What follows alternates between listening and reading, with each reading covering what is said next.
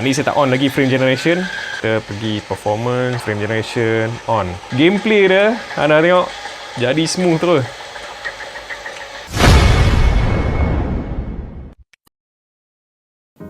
Assalamualaikum dan selamat datang ke channel saya. Okey, saya rasa dah 11 hari kot saya tak keluar apa-apa video. Saya minta maaf banyak-banyak kepada yang PM saya dekat TikTok, PM yang tinggalkan komen kat sini yang mana saya tak sempat jawab kan. Sebab saya tak keluar apa video sebab saya satu family kena demam denggi. Baru okey ni lah. Hari ni baru rasa okey sikit lah. Jadi saya boleh sambung lah, continue untuk buat konten lah, untuk cerita pada anda, bagi update tentang emulator apa semua. Okey, dalam video ni saya lebih nak memfokuskan pada GameHub version paling baru. Sebab dia version kali ni, dia bukan setakat bagi update pada driver je, tapi dia bagi update besar lah pada dia punya user interface. Lepas tu dia ada masuk feature-feature yang memang sangat berguna lah. Dan update kali ni dia lebih fokuskan pada AAA game. Dia bagi lebih smooth lagi AAA game. Dia, dan satu lagi update paling besar yang kat dalam version paling baru ni, kita dah boleh link kita punya Epic Game. Sebelum ni Steam Game je kan. Sekarang Epic Game dah boleh link dah. Lepas tu yang benda paling saya excited dalam semua benda tu, satu lah, dalam GameHub sekarang ni dah ada frame generation. Frame generation ni bagi PC gamer mungkin anda dah tahulah frame generation tu benda apa. Okay, bagi anda yang tak tahu, saya cerita dengan mudah faham lah, lebih dengan ringkas lah. Frame generation ni dia adalah feature AI yang diletakkan ke dalam game. Jadi apa benda yang dia buat? Frame generation ni dia akan generate extra frame. Contoh kalau anda main game tu, dia boleh pergi setakat 30 frame je. Sebab mungkin chip yang anda guna tu spek tak tinggi sangat kan, dia tak mampu nak pergi sampai 60 fps kan. AI tu, frame generation AI tu, dia akan generate lagi extra 30 frame. Jadi game tu akan jadi 60 frame. Dia tak semestinya 30 frame lah. Kadang-kadang dia generate extra 20 frame, kadang-kadang 50 frame, kadang-kadang dia boleh cecah sampai ke 100, sampai ke 100 frame. Okay, jadi dalam video ni saya nak test game yang mana game berat-berat lah kan, yang kita tak boleh nak main sebelum ni, macam Resident Evil 9. Tu memang test paling gila lah. Itu saya akan test last kali. Tapi banyak juga game yang berat yang kita tak boleh nak main sebelum ni. Walaupun dekat Snapdragon 8 Elite, saya akan test kat dalam video ni. Kita akan tengok sama-sama macam mana frame generation tu bantu Snapdragon 8 Elite ni untuk handle game AAA yang memang berat gila. Jadi tanpa berlengah lagi, jom kita start. Ok, sebelum kita pergi tengok dia punya performance gameplay dia, macam mana frame generation tu semua, kita tengok dulu macam mana rupa apps dia yang baru, kita compare sikit dengan yang lama. Ok, ni yang baru tau. Ok, saya guna ni apa, A1N Odin 3. Ok, kita tengok apps dia. Ok, ni macam ni rupa apps dia lah. Dia kalau sekali tengok rasa macam sama kan dengan dulu. Tapi sekejap, kita tengok sebelah-sebelah. Ok, ni A1N Odin 2 Portal, saya masih lagi biarkan version lama dekat sini. Ok, dari segi album, kalau anda tengok dekat sini, album untuk version lama dia dalam bentuk landscape tau. Yang baru ni dalam bentuk portrait. Ok, dekat version lama, kat sini anda nampak ada Steam. Di sinilah Steam account.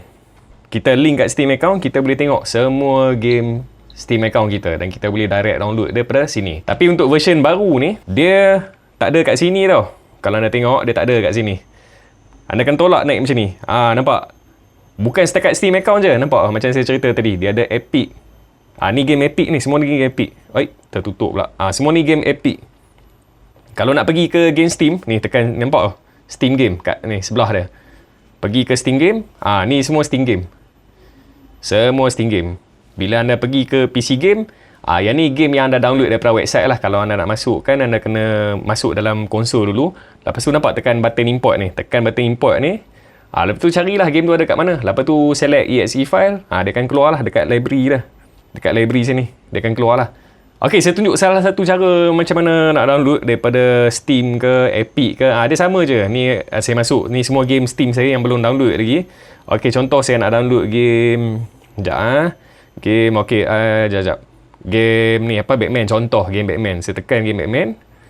Dia akan pergi ke bahagian ni lah. Sama macam account Steam kan. Dia akan ada iklan apa semua kan. Ni nampak get, ni get Steam, get game. Dia ada logo Steam kat sini. Tekan sini. Tak kena. Tekan, nampak. Dia akan minta option lah ni lah untuk kita install. Dia beritahu berapa size dia, 18GB. Tekan install, dia akan install lah. Jadi kalau macam dah siap install, dia akan ada kat depan ni. Dia akan ada kat sini.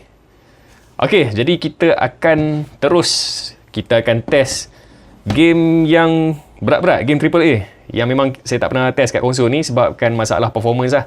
Jadi kita akan test dia punya frame generation, tengok macam mana. Okey, seterusnya game Ghost of Tsushima. Ni game ni antara game yang AAA yang berat lah, yang memang susah kita nak main dekat Android. Sekarang ni anda tengok frame rate dia dalam 16, 19. Setakat tu saya tak on lagi frame generation. Sekejap kita akan tengok macam mana beza dia. Ni saya bagi bergerak lah. Saya bagi gerak-gerak, anda tengok lah macam mana frame rate dia. Okey, kita cuba on frame generation. Performance, frame generation. Kita tick.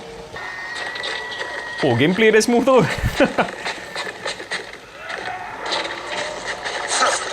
Memang nampak jauh beza. Game ni bila kita on frame generation nampak jauh beza. Game dia jadi smooth.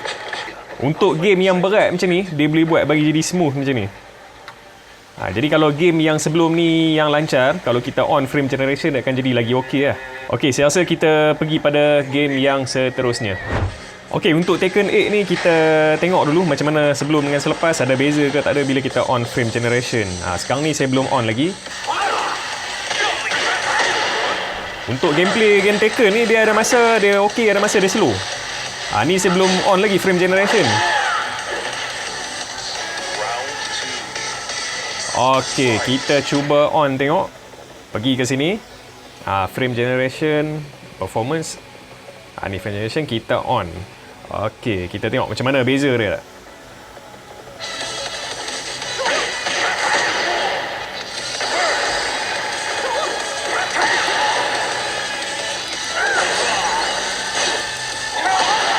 Dia tak nampak macam ada satu perbezaan yang besar lah. Dia ada nampak sikit lah. Saya tak tahu anda nampak ke tak dalam video kan.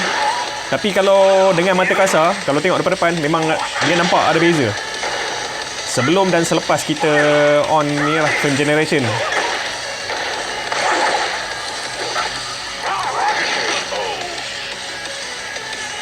Okey, untuk game God of War, anda tengok dia nampak macam tak berapa smooth lah. Dia playable. Sebelum ni saya tunjuk game ni.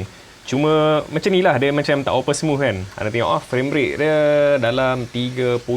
Ni sebab kat tempat tertutup tau. Biasa tempat open dia akan turun sikit. Okey, kita on frame generation. Okey, tengok macam mana dia naik.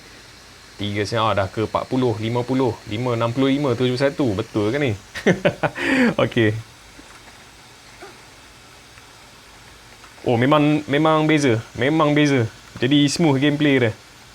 Okey, kita cuba lawan sikit kat sini. Sini banyak enemy ni.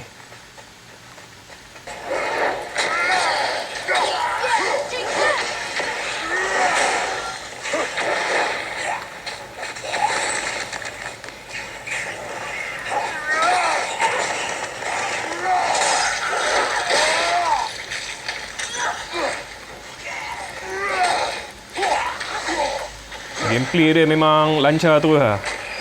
Memang jauh beza. Frame rate dia dalam 63.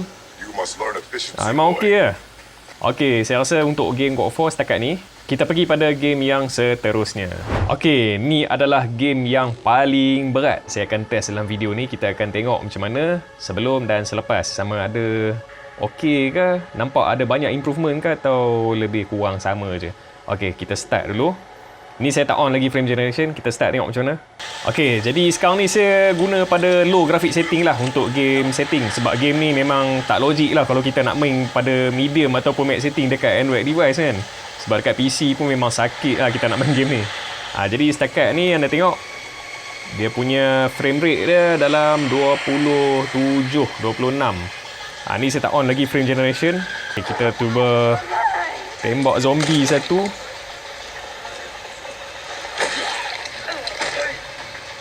Dah tak habis lagi.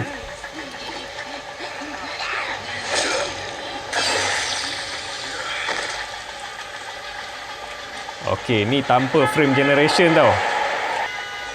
Okey, kita pergi performance, frame generation on. Jadi lembut terus. Gameplay dia anda tengok jadi smooth terus. Jauh beza dengan tadi. Okay, kita cuba cari lagi zombie mana yang kita boleh tembak. Tapi gameplay dia, gila lah. Nak kena tak? Nak kena tembak zombie.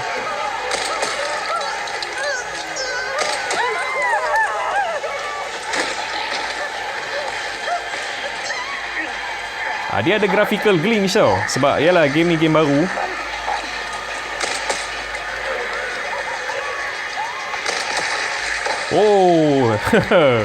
Okay, dia guna senjata dia paling kuat. Dia punya magnum dia.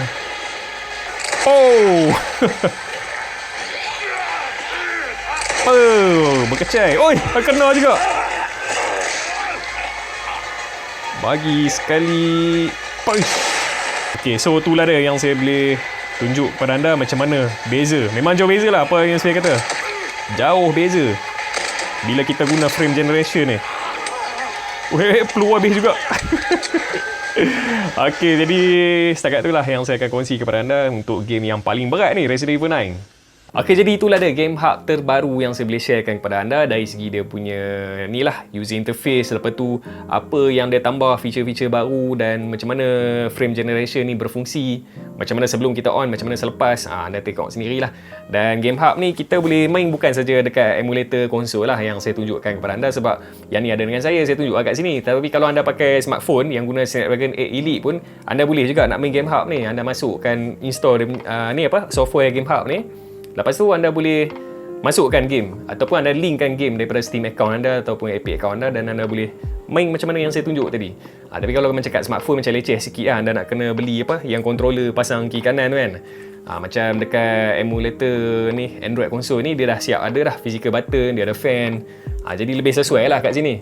Okay, jadi saya rasa setakat tu je lah perkongsian saya untuk kali ni. Kalau anda berminat dengan device yang saya tunjuk dalam video ni, saya dah sediakan tag produk dekat bawah. Anda tekan situ macam biasa, dia akan terus lompat pergi ke Shopee SIM Store. Anda boleh proceed order macam biasa. Ok, sekiranya anda rasa video saya memberi manfaat kepada anda, jangan lupa subscribe dan tekan butang lonceng yang ada kat sebelah dia agar anda dapat notifikasi daripada video-video yang terbaru daripada channel saya. Satu nafas lah. Sehingga berjumpa lagi di video akan datang. Bye.